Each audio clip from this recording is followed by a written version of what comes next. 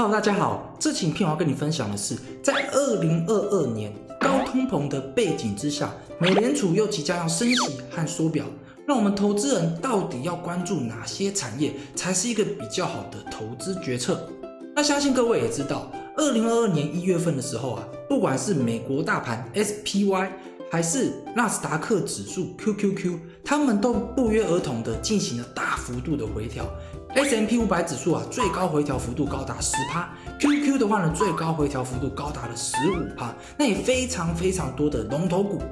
一个财报出来就下跌了 20%， 下跌了 30%， 这是非常的多。那在这个波荡的一个月当中，到底有哪些产业在这个月当中呢，反而异军突起？或者是说，你想要了解到2022年我们到底要关注哪些产业？如果你想要了解这些的话呢，那我强烈建议你要把这部影片给看完咯。那如果你是初次来到这频道的，这频道主要是分享台美股的投资知识。如果你想要脱离对台美股投资一无所知的状况的话呢，欢迎订阅追踪。那我会在这边每周分享有用的投资知识，相信对你会非常的有帮助。那如果你想要每天都增加一些投资知识的话呢，可以追踪我的 IG 或者是脸书。那我们马上开始。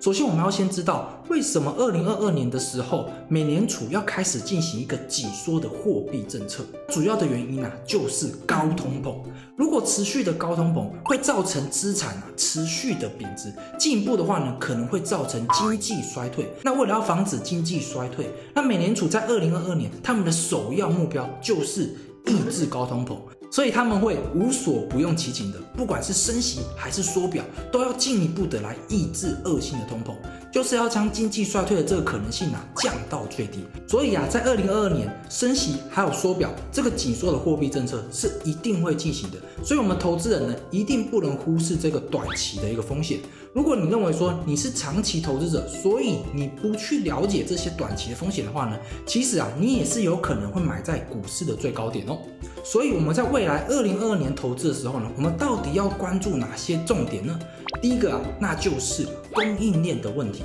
各位也知道，因为疫情的关系造成非常多的工人或者是劳工，他们不敢去上班，他们宁愿在家里去领那个一点点的救助金，也不想要去上班。再去加上有些投资人在2021年跟2020年这2年的期间，在股市当中赚了非常多的钱，他们也会想说，那我就先用这些钱过活就好了，我也不用急着去上班，除非等到疫情缓解了我再去上班。所以这样子呢，就会进一步的阻碍生产，然后呢，扰乱产品的运输，这就会导致供应链的断裂，就会导致原物料的成本上涨，因为你原物料产不过来嘛，或者是说你产出来了，但是你运不过来，这就会造成产业的原物料的上涨。那原物料的上涨的话呢，就会造成一个结果，企业的获利会下降。因为原物料成本上涨，如果你这个企业它不能将原物料上涨的这个成本转嫁出去的话，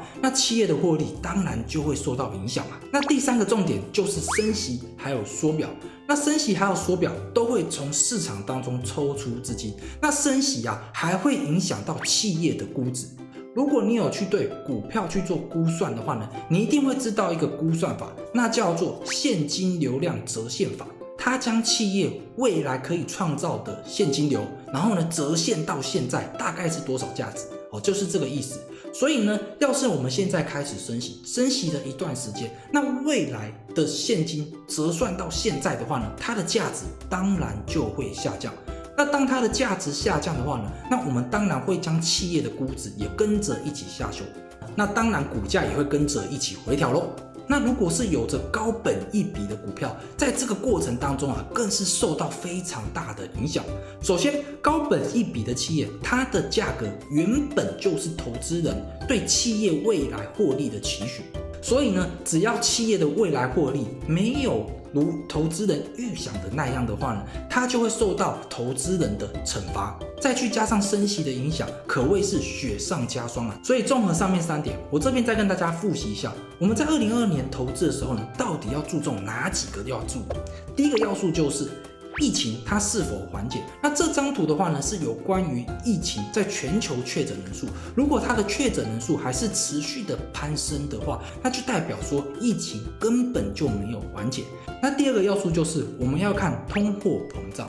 供应链的问题，再去加上人力短缺的问题，所以通货膨胀要是它这个数值现在是7%，是30年来最高的一次。如果这数值还是持续的飙升，或者是说这个数值还是一直保持在6%到7%之间的话呢，那就表示供应链的问题还有人力短缺的问题造成的通货膨胀并没有减缓。那这样子的话呢，我们就不能去投资高本益比的公司，或者是一些没有定价权的企业。那这就是我们刚刚所讲到的第3个重点，就是我们要去投资高定价权，然后呢低本益比的企业，因为高本益比的企业在升息的环境之下会造成双重打击。好，那讲到这边，到底有哪些产业是值得我们大家去关注的呢？这边我跟大家分享一个企业，这个企业叫做泰森食品，它是全世界第2大的肉品加工企业。